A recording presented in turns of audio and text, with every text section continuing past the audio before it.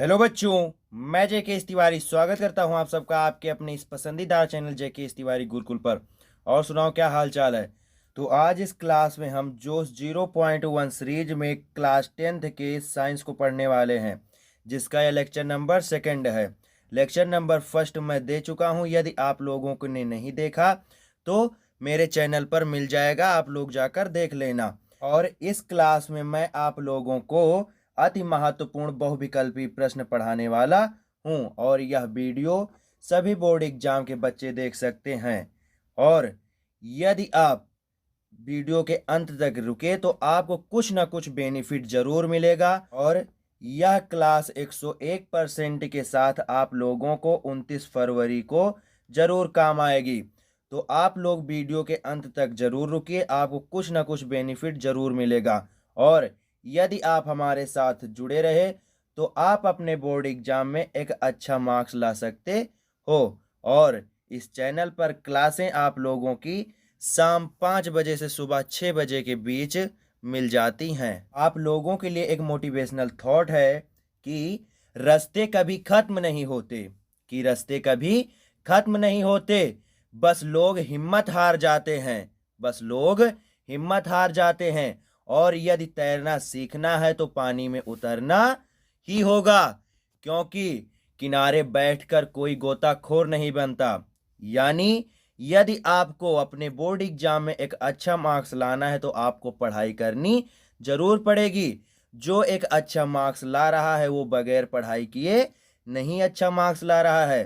तो यदि आप अपने बोर्ड एग्जाम में अच्छा मार्क्स लाना चाहते हैं तो हमारे साथ जुड़कर हमारे चैनल जेके तिवारी गुरुकुल से आप एक अच्छी बेहतरीन पढ़ाई कर सकते हो। यह मेरे चैनल का टाइम टेबल है, तो इसका आप लोग स्क्रीनशॉट ले लीजिए इच्छा हो तो, नहीं तो इसका पीडीएफ और board exam date sheet 2023-24 Uttar Pradesh की टोटल पीडीएफ आप लोगों को मेरे चैनल के कम्युनिटी पोस्ट पर मिल जाएगा। और यह टाइम टेबल सभी बोर्ड के विद्यार्थियों के लिए है।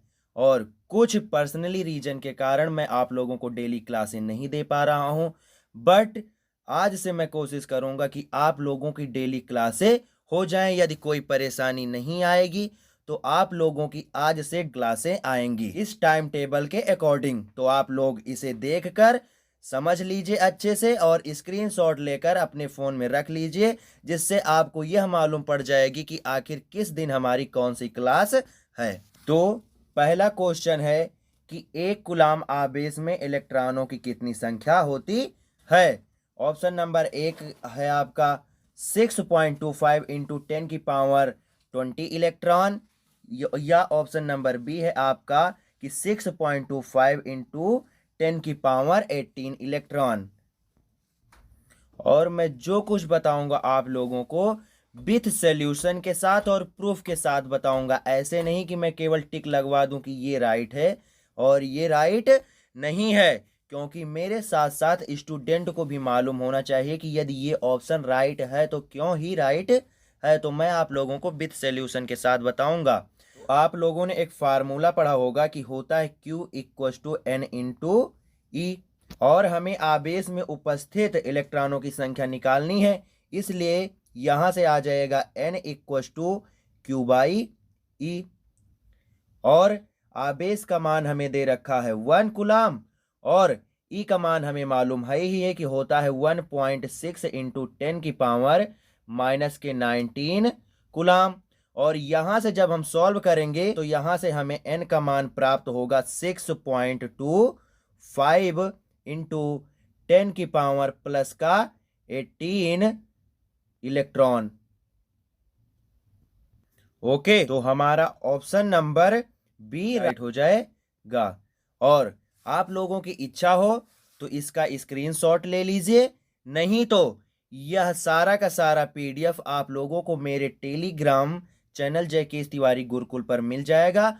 तो आप लोग पीडीएफ पाने के लिए उसे जल्दी से ज्वाइन कर लीजिए। और चलते हैं हम नेक्स्ट क्वेश्चन पर। तो आपका क्वेश्चन नंबर सेकंड है कि पुष्प का कौन सा भाग परागकण बनाता है।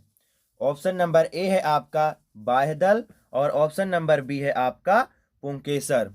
तो आप लोगों को मालूम है ही है कि जो बाह्य दल होता है वो पुष्प की सुंदरता बढ़ाने के लिए होता है, और जो पुंकेसर होता है वो परागकण का निर्माण करता है। तो आपका ऑप्शन नंबर बी राइट हो जाएगा। और इस क्लास में मैं आप लोगों को फिजिक्स, केमिस्ट्री और बायोलॉजी सभी पार्ट से आप लोगों को क्वेश्चन देने वाला हूं, तो वीडियो के अंत तक जरूर रुकिए, आपको बहुत मजा आने वाला है। आप लोग वीडियो छोड़कर मत जाना।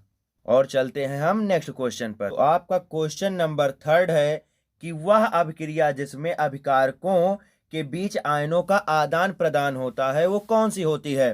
तो ऑप्शन नंबर ए आपका है कि वियोजन अभिक्रिया, या ऑप्शन नंबर बी है आपका द्विविस्थापन अभिक्रिया। तो आप लोगों ने पढ़ा होगा कि वियोजन अभिक्रिया में क्या होता है कि एक पदार्थ दो पदार्थों में टूट जाता है, तब यह अभिक्रिया वियोजन कहलाती है।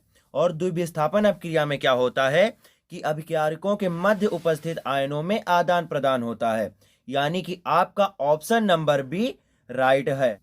और फिर से वही बात कि यदि आप स्क्रीनशॉट लेना चाहते हो तो ले सकते हो, नहीं तो आप लोगों को इस सारी क्लास की पीडीएफ मेरे टेलीग्राम चैनल जेके तिवारी गुरुकुल पर मिल जाएगी। तो यदि वहां से लेना चाहते हो तो चैनल को ज्वाइन कर लीजिए, नहीं तो आप यहां से भी स्क्रीनशॉट ले सकते हो। ओके, फिर चलते हैं नेक्स्ट क्वेश्चन पर।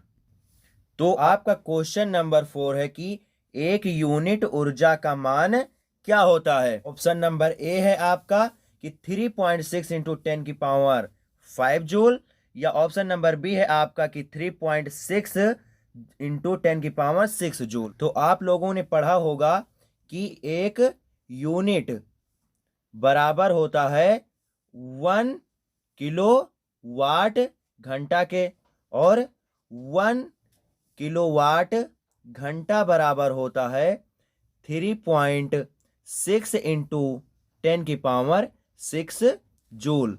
यानी कि आपका ऑप्शन नंबर बी राइट है। तो आप लोग इसका स्क्रीनशॉट ले लीजिए और हम चलते हैं नेक्स्ट क्वेश्चन पर। आपका क्वेश्चन नंबर 5 है कि प्रकाश संश्लेषण अभिक्रिया में ऑक्सीजन किसके द्वारा उत्सर्जित होता है। यानी कि हमें यह बताना है कि जब प्रकाश संश्लेषण की अभिक्रिया होती है तो ऑक्सीजन किसके द्वारा निकलता है। तो ऑप्शन नंबर ए है कि ग्लूकोज, या ऑप्शन नंबर बी है जल। तो आप लोगों ने पढ़ा होगा कि जब प्रकाश संश्लेषण की अभिक्रिया होती है तो जो ऑक्सीजन का स्रोत होता है, अर्थात ऑक्सीजन जल के द्वारा निकलती है। अर्थात आपका ऑप्शन नंबर बी राइट है। तो आपका क्वेश्चन नंबर 6 है कि वह अभिक्रिया जो दोनों दिशाओं से अग्रसर होती है। यानी कि हमें एक ऐसी अभिक्रिया बतानी है जो दोनों दिशाओं से हो जाए, अर्थात अभिकारक से उत्पाद और उत्पाद से अभिकारक दोनों हमें प्राप्त हो जाए। तो वह कौन सी है। ऑप्शन नंबर ए आपका दिया गया है विघटन अभिक्रिया, या ऑप्शन नंबर दिया गया है बी उत्क्रमणीय अभिक्रिया। तो आप लोगों ने पढ़ा होगा कि विघटन अभिक्रिया को ही हम अपघटन अभिक्रिया बोलते हैं। यानी कि विघटन अभिक्रिया में एक पदार्थ दो पदार्थों में टूटता है, और उत्क्रमणीय अभिक्रिया एक ऐसी अभिक्रिया है जिसमें हमें अभिकारक से उत्पाद और उत्पाद से अभिकारक दोनों प्राप्त हो जाता है।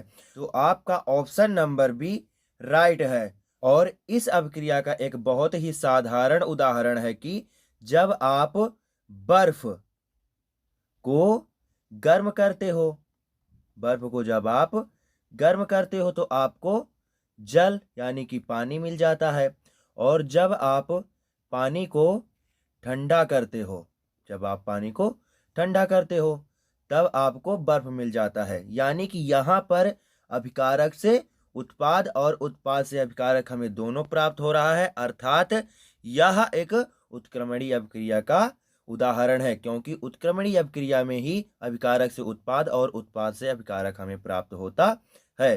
तो आशा करता हूं कि यह क्वेश्चन भी आप लोगों को क्लियर हो गया होगा। और हम चलते हैं नेक्स्ट क्वेश्चन पर। तो आपका क्वेश्चन नंबर 7 है कि एक प्रोटॉन पर उपस्थित आवेश की मात्रा। यानी कि हमें बताना है कि एक प्रोटॉन पर कितना आवेश उपस्थित होता है। तो फर्स्ट ऑप्शन आपको दिया गया है कि 1.6 इंटू 10 की पावर प्लस का 19 कूलम, और सेकंड ऑप्शन आपको दिया गया है कि 1.6 इंटू 10 की पावर माइनस का 19 कूलम। तो आप लोगों ने पढ़ा होगा कि जो इलेक्ट्रॉन पर आवेश होता है वह माइनस का 1.6 इंटू 10 की पावर माइनस के 19 कूलाम होता है। और जो प्रोटॉन पर आवेश होता है वह प्लस का 1.6 इंटू 10 की पावर 19 कूलाम होता है। यानी कि मात्रा लगभग सेम ही होती है। जितनी मात्रा हमारे इलेक्ट्रॉन पर आवेश की होती है उतना ही प्रोटॉन पर आवेश की होती है। बस आवेश दो प्रकृति के होते हैं, एक पॉजिटिव और एक नेगेटिव। तब इलेक्ट्रॉन पर ऋणात्मक चार्ज होता है और प्रोटॉन पर धनात्मक चार्ज होता है। तो यह आप लोगों के लिए इंपॉर्टेंट, इसे ध्यान जरूर रखिएगा। सो आपका ऑप्शन नंबर बी क्या है, राइट है। तो आशा करता हूं ये भी समझ में आ गया होगा। और चलते हैं हम नेक्स्ट क्वेश्चन पर। क्वेश्चन नंबर 8 आपका है कि मनुष्य के शरीर की सबसे बड़ी ग्रंथि कौन सी है।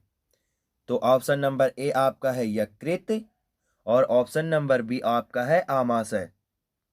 तो आप लोगों ने चैप्टर नंबर 5 पढ़ा होगा, जो पहले चैप्टर नंबर 6 था। अब वो सिलेबस रेड्यूस होने के कारण चैप्टर नंबर 5 हो गया है, जिसका नाम है जैव प्रक्रम।